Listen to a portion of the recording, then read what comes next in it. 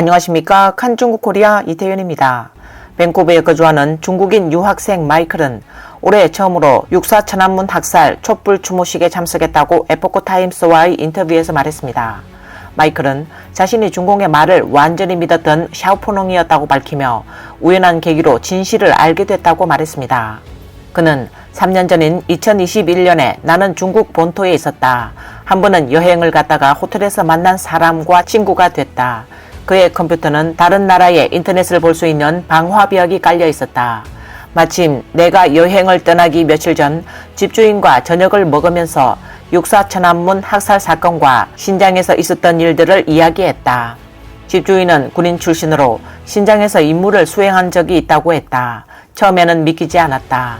그래서 그날 친구의 컴퓨터로 방화벽을 뚫고 육사 사건 정보를 찾아 밤새도록 보았는데 나는 충격을 받았다.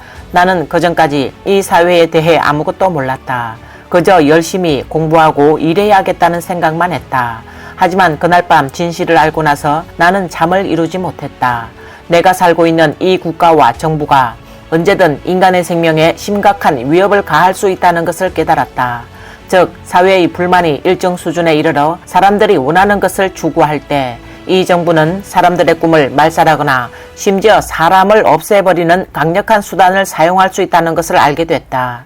그래서 나는 유학을 떠났고 해외에 정착했다라고 말했습니다.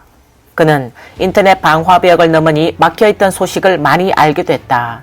시진핑 파면 촉구 현수막을 내건 펑파리와 중국 대도시와 전국 대학에 번진 백지운동 등 저는 모든 것을 알게 됐고 백지운동에 참여했다.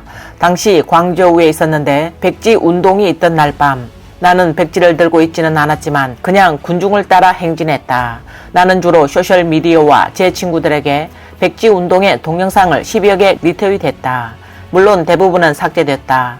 경찰이 찾아올지도 모른다고 생각했지만 다행히 경찰이 오지 않았고 나는 며칠 뒤 동영상을 삭제했다. 30년 넘도록 수많은 사람들이 촛불 추모식 참석을 고집해온 것을 알게 된 마이클은 이것은 잊히지 않도록 맞서 싸우는 것이 중요하며 우리는 모든 것을 기억해야 한다. 인류의 회복은 역사를 기억하는 것에서 시작된다고 생각한다. 사악에 맞서야 진실한 역사에 맞서야 인성을 회복할 수 있다. 역사가 없는 민족과 집단은 진정한 의미의 인성 회복은 있을 수 없으며 신앙의 추구도 더욱 있을 수 없다라고 말했습니다. 그는 이 역사가 중공에 의해 은폐되거나 심지어 지워져 많은 중국인이 모르기 때문에 잊히지 않도록 대항하는 것이 더욱 중요하다고 생각한다라고 말했습니다. 마이클은 중국에서 인터넷 방화벽을 넘을 수 있는 사람은 결국 소수에 불과하며 방화벽을 넘더라도 재미있거나 흥미로운 것을 보기 위해서이고 사회나 남의 일에 관심 두는 것을 중요하게 생각하지 않는다. 이는 아마도 중국 내 문화, 신앙이 제한된 것과 관련이 있는 것으로 보인다. 따라서 마이클은 자신이 해외로 나가기 전까지도 주변 친구들 대다수가 여전히 맹목적인 상태에 있었다라고 말했습니다. 중국에서는 사회나 정치에 관심을 두는 것은 너무 위험하다고 생각하는 사람도 있을 것이다.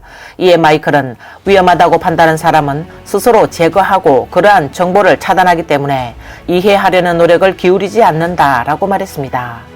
마이클은 중국 본토에 더 많은 사람들이 인터넷 방화벽을 넘거나 다른 수단을 통해 진실을 알 수 있다는 사실을 알게 된다면 그들 대부분은 사회 시스템에 의문을 가질 것이다.